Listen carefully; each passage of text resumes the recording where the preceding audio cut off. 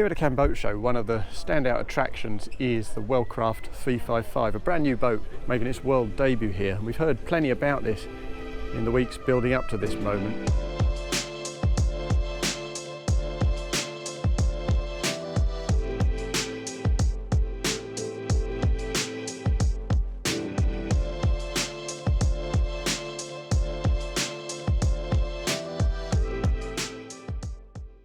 Now you can't quite see from here, but it's got quite a plumb bow, so it enters that kind of Finnish Nordic inspired fast weekender market. Here we have an offset pilot house, as you can see, with a wide starboard walkway and a narrower port walkway. So let's jump straight on board past these triple F300s, triple Yamahas. This boat can be spec'd with triple 350s in fact, which seems like pretty prodigious power for a boat of this scale. We'll make our way straight round and up onto the foredeck. As we do so, actually, you'll notice there's a big skipper's door here, much bigger in fact than you'd tend to be used to on most boats. So there's the skipper's chair. Even if the skipper's in his seat doing his thing, you can still make your way through and into the lounge section at the aft end of that pilot house, but we'll take a closer look at that in a second. Let's get forward onto this foredeck. And up here things really are quite impressive. We've got a trio of loungers with armrests and cup holders built into the forward mouldings of that console. We've got a nice kind of forward raked screen, an inverted screen, kind of warship style screen. Of course, Wellcraft is best known traditionally for fast centre console offshore fishers. So this is a fairly major departure, but immediately, even in the first couple of minutes, it looks like they've done a pretty sterling job here. We've got 3 or 4 seats along this front edge, another 3 or 4 there if you fold up the armrests, and a little table fitting here, arranged so that you can sit down at the table without knocking your feet on table legs, because it comes off the side moulding. Because of that plumb bow, we've got a pretty deep locker in here too, as you can see. There's decent breadth up here though. It's not as tapered as a lot of boats in this kind of market segment. So there's plenty of space in here for your spare cushions, your infills. So you can turn this into a unbroken sunbed up here. And this is a really nice touch. These little pop-out LED lights, little lanterns, not too much glare because they kind of frosted the glass. And I've seen these at night and they work really very beautifully. There's deck drains up here as well, in case you take any water over the top, and drained cup holders, which is a nice touch. Before we get down, actually, there's an easy flip-up cushion. It gives you access down into the forward cabin with a couple of cup holders built into the underside of that, so that's quite neat. But obviously, in order for it to sit flush, you need to get your armrests up. There we are. And if there's just 2 of you lounging, that's a really nice way to do it. Making our way back down the port side, you'll see this narrow walkway on this side is kind of interrupted a little bit by these big mouldings set into that pilot house roof. It's quite narrow and it kind of jams your hip out as you walk. So it's quite useful actually that also provides a kind of ledge to stick your fingers on and steady yourself as you move aft. But really, you wouldn't want to use this for moving fore and aft. You'd absolutely choose the starboard walkway in preference to this, because it is a little narrower than you'd want it to be. But the pilot house roof itself is well used, as you can see. We've got a couple of forward sunroofs plus a larger aft one over that aft lounge. We also got this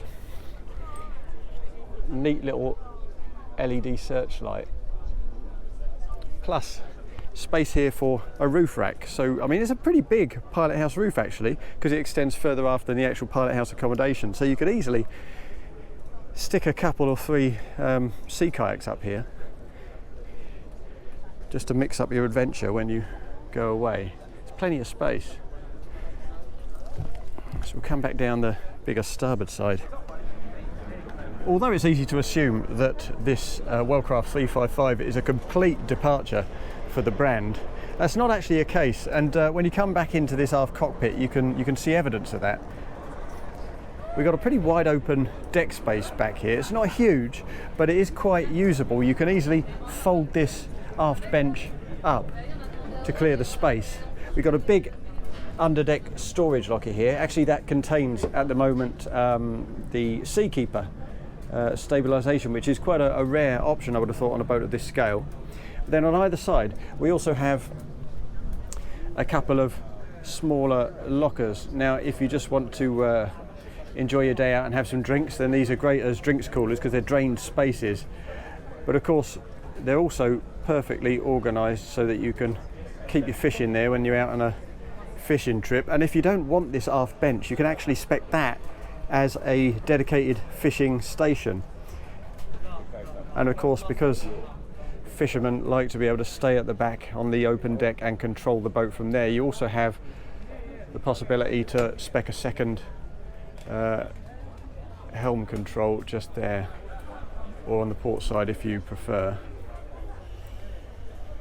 And we also have, which is as useful for general purpose recreation as it is for fishing, a pair of side gates, one on the starboard side and one to port as well.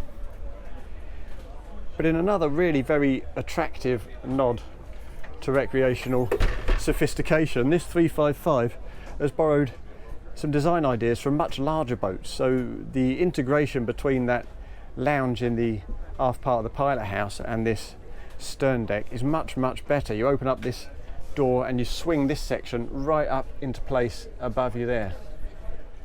It opens up the entire back end a treat. And although it's very much an authentic pilot house, gives you serious protection from this aft lounge as you look aft, it does feel very open and sociable. In the pilot house itself there's excellent breadth on offer, and that's used for a port galley and a starboard lounge. Now that starboard lounge is arranged with an aft bench that has storage underneath, but these seat pods slightly further forward are quite cleverly designed so that you can undo them from their positions and move them around as you see fit. Arrange it for the way you want to spend your time on the water that day. This table also slips down into position, and you can use infills to turn that into an occasional berth for guests when you're cruising with friends. We look over onto the port side here now. We've got the battery switches down in there, a nice big fridge inside that space to port, and then a single gas burner and a sink, plus beneath the co-pilot seat a neatly built-in microwave there. Now this co-pilot seat for me is beautifully appointed, but it is a little too tight for a bloke of my size, and I'm by no means a big fella. As you can see, there is fore and aft adjustment, but it's already butted right up against the edge of that galley. There's not a lot of space in there to fit yourself. You get all the bits and bobs you want. Really well built grab handles, armrests, a bolster, a foot brace. In fact, 2 foot braces, because you've got the angled section down here and then a bit of wood here with a slightly exposed edge that kind of threatens your shins a little when you're underway. But if you look at the space available for the skipper and the co-pilot on the starboard side, you'll see they're afforded much more in the way of fore and aft movement, so you can adjust this primary space much more easily to your shape.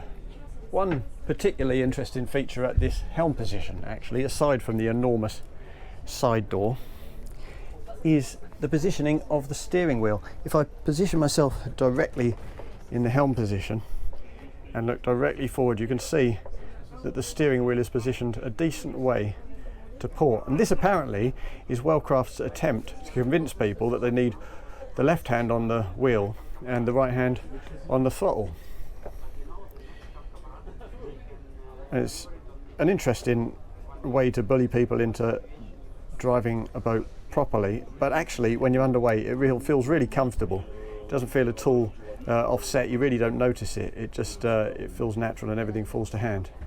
This is a weekender, so as you'd expect, there's a double cabin down here. Good grab handle, well placed on the way down, more useful on the way up though, of course. We've got a hanging locker as you make our way down to port. We also have a little lounge seat to port. There's no storage under there, but there's plenty of storage further forward beneath the bed itself. If we lift that, I can do that one-handed, no problem. There are a couple of super strong rams there, give us loads of space, really easy access to the space beneath the bed. That's lovely and deep.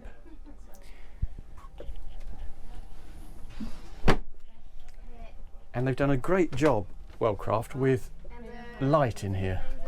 There's a nice big skylight built into the leading edge, as you can see, of the foredeck mouldings just ahead of that screen. And if you look further forward, we've got the whole windows.